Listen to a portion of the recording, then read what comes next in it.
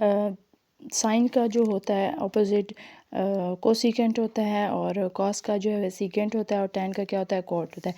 ये जो हमारे पास होता है ये हाइपोटेनियस होता है, ये परपेंडिकुलर होता है, इसको हम अपोजिट भी कहते हैं, और बेस जो होती है उसको हम एडजस्टमेंट साइड भी कह सकते हैं। अब हमने क्या पढ़ना है, ये जो हमने साइन कॉस और टेन पढ़ा है इसके हमने फार्मूले पढ़ने हैं।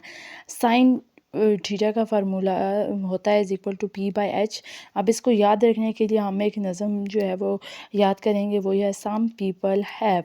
सम पीपल हैव। अब सम एस से क्या बनता है हमारे पास, साइन पी से जो हमारे पास होता है वो परपेंडिकुलर होता है, एच से क्या होता है, हाइपोटेनियस। इसको हम, अब मैंने लिखा हुआ है कि परपेंडिकुलर को हम ए से डोनेट करते हैं, और बेस को हम बी से रिप्रेजेंट करते हैं, और हाइपोटेनियस को हम किससे, सी से रिप्रेजेंट करते हैं। तो सम पीपल हैव, तो इसका जो पहले लफ्ज़ है सम किससे स्टार्ट हो रहा है, साइन थीटा। पी क्या होगा, पी डिवाइडेड बाय एच मतलब a/c। करली ब्राउन हेयर, करली ब्राउन हेयर। अब करली में क्या आ रहा है, सी आ रहा है, सी मतलब कॉस्ट, बी मतलब बेस और बेस का जो जिससे हम इसको रिप्रेजेंट कर रहे हैं वो क्या है, बी। और एच क्या है, हेयर में क्या आ रहा है, पहले लफ्ज़ एच, तो इधर होगा एच, और एच हम एच से क्या स्टार्ट होता है, हाइपोटेनियस, और ये जो है हमारे पास क्या है, सी, तो ये क्या हो जाएगा, b/c। टिल पेंटेड ब्लैक, ये 3 लाइनें आपने याद करनी है। सम पीपल हैव, तो ये साइन का फार्मूला बन जाएगा, करली ब्राउन हेयर तो कॉस्ट का बनेगा, टिल पेंटेड ब्लैक, टिल मतलब 10, और p/b। अब पी आपके पास परपेंडिकुलर होता है, बी आपके पास बेस होता है, परपेंडिकुलर को बी से जो है रिप्रेजेंट करते हैं, और बेस को क्या, परपेंडिकुलर को ए से, और जो बेस होता है उसको बी से रिप्रेजेंट करते हैं। अब हमने क्या करना है, इसका मल्टीप्लिकेटिव इन्वर्स लेना है या रेसिप्रोकल लेना है। रेसिप्रोकल आपको पता है कि जो भी आपके पास डिवाइड की फॉर्म में होगा उसको हम क्या करेंगे, उलट कर देंगे। जैसे a/b है, हम इसको क्या कर देंगे, c/b, और b/c है, इसको उलट करेंगे तो ये क्या हो जाएगा, c/a।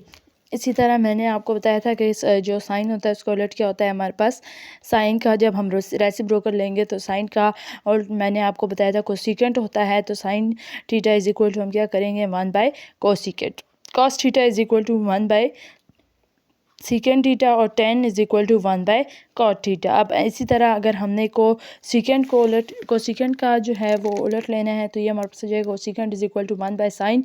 सीकेंट का लेना है तो ये कॉस का होता है, तो ये हो जाएगा हमारे पास 1/कॉस, और कॉट का लेना है इज इक्वल टू 1/10। ये भी आपके फार्मूले हैं, ये भी फार्मूले हैं। और इससे पहले जो साइन कॉस थीटा जो एक नज़म के ज़रिए पढ़ाए थे, ये मैंने some people have curly brown hair till painted black, ये जो 3 लाइंस याद करवाई थी उससे साइन कॉस का थीटा का फार्मूला बताया था। ये आपके पास फार्मूला है, ये क्वेश्चंस में यूज़ होंगे, और ये वाले और ये।